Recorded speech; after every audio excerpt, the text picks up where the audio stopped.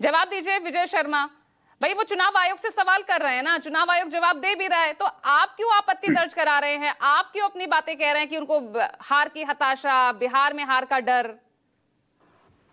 पूजा जी, इसको यूं समझने की जरूरत है कि आप मुझे बताइए, ये सेना पे सवाल उठाते हैं हम तब भी बोलते हैं, ये कोर्ट के ऊपर सवाल उठाते हैं हम तब भी बोलते हैं, ये एक देश की संवैधानिक संस्था के ऊपर उंगली उठाएंगे और हम चुप बैठे रहेंगे? कमाल की बात है भैया। ये देश के जो लोकतंत्र है उसको खतरे में डालने का काम करते हैं। विदेशों में बैठकर, अमेरिका में बैठकर किस तरह के कहते हैं आए आओ यहाँ लोकतंत्र खतरे में है, और हम जो बीजेपी पार्टी चुप रहे। अरे हम जिम्मेदार है, हमारी सरकार है भाई। आप अनाप शनाप बोलते रहोगे, हम चुप सुनते रहेंगे, देश के लोकतंत्र को आप कमजोर करते रहोगे। अब मैं आपको बताता हूं कि राहुल गांधी जी ऐसा क्यों बोलते हैं, इसके पीछे की पृष्ठभूमि समझिए। राहुल गांधी जी के नेतृत्व में 50 इलेक्शन से ज्यादा ये हार चुके हैं, छोटे बड़े जो है। तो अब इन्होंने जवाब देना है, बिहार इलेक्शन इनको पता है कि हारने जा रहे हैं ये, तो इन्होंने पहले पृष्ठभूमि तैयार कर ली कि भी हारेंगे तो बता देंगे कि ठीकरा फोड़ दो, क्योंकि वहां तो इन्होंने बीजेपी वालों ने मिली भगत कर ली। अरे आप मुझे बताइए, पहले आप तय तो कर लो। कभी आप कहते हो ईवीएम हैक हो जाती है, कभी कहते हो बैटरी रिचार्ज हो जाती है 99%, कभी कहते हो वोटर की लिस्ट ऐसी है। अरे एक बात तो बताइए, कहां है? हर राज्य में आप मुझे बताइए, महाराष्ट्र का ये रोना रो रहे हैं, वहां नांदेड़ लोकसभा सीट थी, वहां ये जीत जाते हैं। जिनके ऊपर ये आरोप लगा रहे हैं कि वहां इस तरह से मतदाता जोड़ दिए, वो मतदाता वहां लोकसभा में कैसे इनको जिता देते हैं? लेकिन ये तो विपक्ष का रोल हमेशा से ही रहा है ना। ईवीएम पर सवाल उठाने वाली सबसे पहले तो आप ही की पार्टी थी।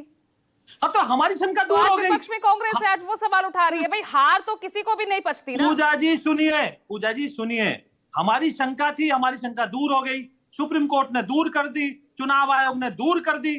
तो अभी इसको जिंदगी भर थोड़ी लेकर बैठे रहेंगे। अगर आपके मन में कोई शंका है और आप सैकड़ों बार सुप्रीम कोर्ट चले जाते हो, चुनाव आयोग के पास चले जाते हो, एक एक बिंदुवार आपको उसका जवाब मिल जाता है, तो फिर आप क्यों रोना रोते हो?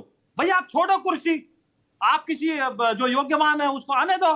क्यों देश की संवैधानिक संस्थाओं को सवाल पूछना छोड़ दे, सवाल पूछना छोड़ दे। क्यों सीईसी की नियुक्ति के क्यों रूल्स में बदलाव, क्यों नहीं जो कमेटी है उसमें बदलाव किया गया? अगर यहाँ किसी पार्टी को कोई शंका है तो सवाल पूछने का अधिकार तो है ना उसका, बकायदा आंकड़ों के साथ सामने आ रहा है राहुल गांधी। तो झूठे आरोप लगाकर देखिए, एक मिनट चित्रा जी, आप मुझे बताइए, राजीव गांधी जी की हत्या होती है, 21 दिन तक चुनाव रोक दिया जाता है, उनकी अस्थि यात्रा निकाली जाती है, और उसके बाद में क्या होता है? वही चुनाव आयुक्त कांग्रेस पार्टी से आडवाणी जी के खिलाफ इलेक्शन लड़ते हैं। कहो तो मैं मोदी जी का भी वो सुना देता हूं, ये देखिए,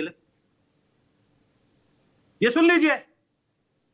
ये है लोकतंत्र के ऊपर करार जो हमला करते हैं ये।